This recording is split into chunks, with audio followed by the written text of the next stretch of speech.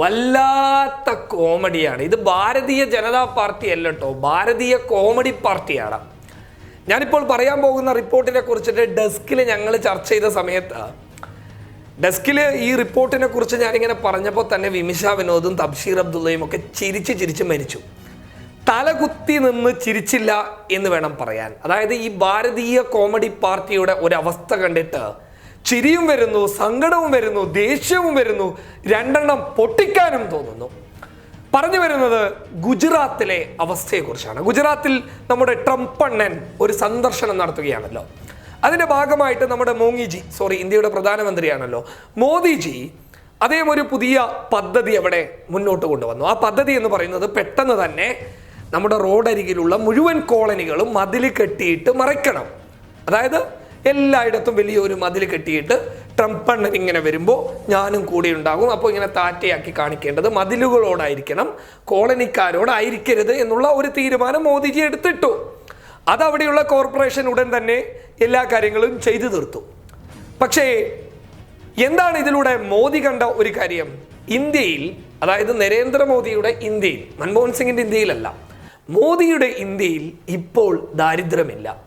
മോദിയുടെ ഇന്ത്യ ഒരു വികസിത രാജ്യമാണ്. മോദിയുടെ ഇന്ത്യ മറ്റു രാജ്യങ്ങൾക്ക് മുന്നിൽ ഇങ്ങനെ പളങ്കുപോലെ തിളങ്ങി നിൽക്കുന്നു. ഇതൊക്കെ ഗുജറാത്ത് സന്ദർശിച്ചതിന് ശേഷം, അല്ലെങ്കിൽ നമ്മുടെ ഇന്ത്യ സന്ദർശിച്ചതിന് ശേഷം ട്രംപ് അണ്ണന് അന്താരാഷ്ട്ര ലോകത്തോട് വിളിച്ചു പറയണം. ഇതാണ് നമ്മുടെ മോദിജിയുടെ ആഗ്രഹം. നമ്മളും മോദിജിയോട് ചെറിയൊരു സപ്പോർട്ട് കാണിക്കുന്നത്. കാരണം നമ്മുടെ ദാരിദ്ര്യമൊന്നും മറ്റാരും അറിയണ്ട. കാരണം ഇവിടെ അടുപ്പിൽ ചേര പായുകയാണെന്ന കാര്യം ട്രംപ് പറഞ്ഞിട്ട് വലിയ സംഭവമൊന്നും ഉണ്ടാകാൻ വേണ്ടി പോകുന്നില്ല. അയാളാണെങ്കിൽ നമുക്കൊന്നും തരുകയുമില്ല. കാരണം അയാളെക്കുറിച്ച് നമ്മൾ ഒരുപാട് പഠിച്ചതാണ്. അപ്പോൾ അയാൾ എന്തായാലും വരുമ്പോൾ നമ്മുടെ രാജ്യം നല്ല ക്ലീൻ ആയിരിക്കട്ടെ. പക്ഷെ അത് ചെയ്യുമ്പോൾ ഇത്തിരി ബുദ്ധിയോട് ചെയ്തൂടെ എൻ്റെ മോദിജി? അതായത് അതിനൊക്കെ ഒരു രീതിയില്ലേ? ഇത് മോദി ട്രംപിൻ്റെ വരവിനും മുൻപായിട്ട് പെട്ടെന്ന് തന്നെ കോളനികൾക്ക് മുന്നിൽ മതിൽ കെട്ടുമ്പോൾ, ആ മതിൽ കെട്ടുന്ന വാർത്തകൾ ദേശീയ മാധ്യമങ്ങളിൽ വരുമ്പോൾ, ദ ടെലഗ്രാഫ് പോലെയുള്ള മാധ്യമങ്ങളിൽ വരുമ്പോൾ, രാജ്യത്തെ ഏറ്റവും വലിയ മാധ്യമങ്ങളിലൂടെ കടന്നു വരുമ്പോൾ, ആ മാധ്യമങ്ങളിൽ വരുന്ന വാർത്തകൾ അന്താരാഷ്ട്ര മാധ്യമങ്ങളിൽ എത്തുമ്പോൾ, എൻ്റെ പൊന്നു മോങ്ങിജി, ഇന്ത്യയുടെ പ്രധാനമന്ത്രിയാണല്ലോ മോഡിജി, അതായത് ഇത് നമ്മുടെ ട്രംപ് അണ്ണൻ അറിയൂലേ? പറഞ്ഞത് മനസ്സിലാവുന്നുണ്ടല്ലോ. അതായത് സംഘപരിവാരുകാരെ പറ്റുന്നുണ്ടെങ്കിൽ സമയം കിട്ടുമ്പോൾ ഒരു അപ്പോയിൻമെൻ്റ് എടുത്തു പോയിട്ട് കുറച്ച് ഉപദേശിച്ചു കൊടുക്കണം. അതായത് ഈ മതിൽ കെട്ടിയ കാര്യം ദേശീയ മാധ്യമങ്ങൾ വാർത്തയാക്കിയല്ലോ, അതില്ല എന്ന് പറയില്ലല്ലോ. ദേശീയ മാധ്യമങ്ങൾ വാർത്തയാക്കിയപ്പോൾ അത് അന്താരാഷ്ട്ര മാധ്യമങ്ങളും വാർത്തയാക്കി. കാരണം ട്രംപ്പാണ് ഇന്ത്യയിലേക്ക് വരുന്നത്. അപ്പോൾ ട്രംപ് വരുന്നത് കൊണ്ട് തന്നെ അന്താരാഷ്ട്ര മാധ്യമങ്ങളിൽ ഈ വാർത്തയാക്കപ്പെട്ടപ്പോൾ ആ വാർത്ത സ്വാഭാവികമായിട്ടും ട്രംപ് വായിക്കൂലേ? ട്രംപ് വായിച്ചു കഴിഞ്ഞാൽ ഗുജറാത്തില് കോളനിയുള്ള കാര്യം അദ്ദേഹം അറിയില്ലേ? അങ്ങനെ അറിഞ്ഞു കഴിഞ്ഞാൽ മോദിയുടെ ഈ കോടികൾ ചെലവഴിച്ചുള്ള പദ്ധതി പൊട്ടിയില്ലേ? അതായത് ഈ മതിൽ കെട്ടുന്ന കാര്യം ട്രംപ് അറിഞ്ഞു കഴിഞ്ഞാൽ പിന്നെ ഈ മതിൽ കെട്ടുന്നതിൽ എന്ത് ഔചിത്യമാണുള്ളത്?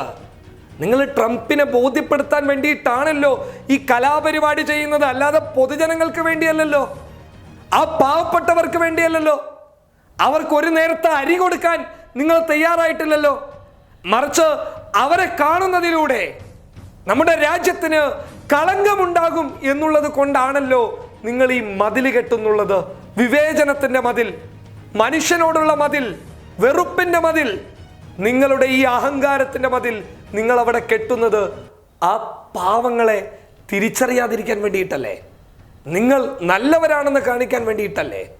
അല്ലേ? അപ്പോൾ അങ്ങനെയാണെങ്കിൽ ഇതെന്തിനാണ് ഇങ്ങനെ പരസ്യപ്പെടുത്തിയത്?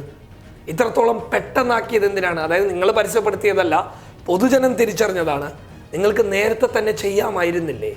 എന്തിനാണ് വീണ്ടും വീണ്ടും നമ്മുടെ രാജ്യത്തിന് ഇങ്ങനെ നാണം കെടുത്തുന്നത്? നിങ്ങൾക്ക് വിവേകമില്ലെങ്കിൽ, ബുദ്ധിയില്ലെങ്കിൽ അറിയാവുന്നവരോട് ചോദിക്കൂ.